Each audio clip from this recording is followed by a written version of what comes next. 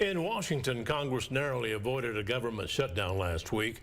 Lawmakers agreed on a bipartisan stopgap spending bill mere hours before the deadline to close up shop.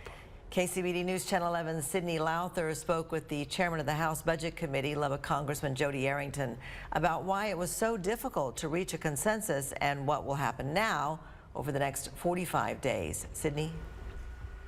Well, Karen and Abner, Congressman Arrington says a government shutdown would have inflicted economic pain on millions of hardworking American families. That is why he passed a short-term spending bill to fund the government. But Congress has to reach a consensus to avoid another scare in the next 45 days.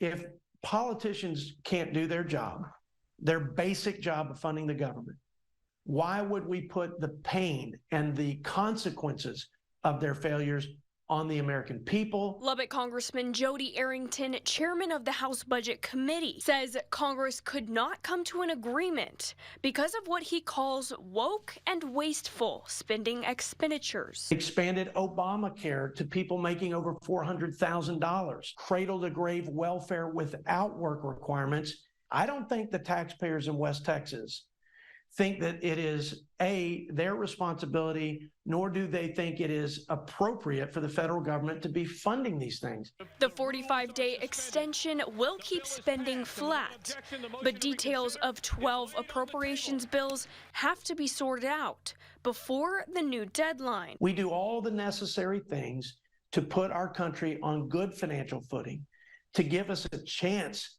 to stave off a debt crisis and to give our children a chance at a hopeful and prosperous future in America.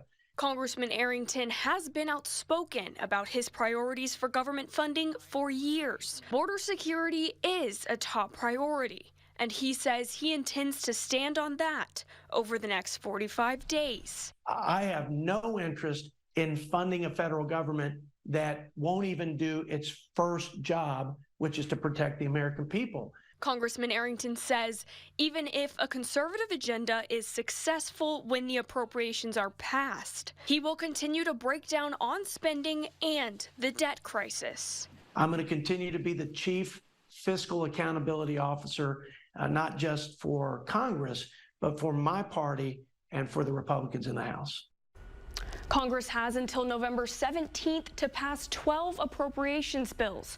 If it cannot agree, we face another risk of a shutdown next month. Karen and Abner. Thank you, Sydney.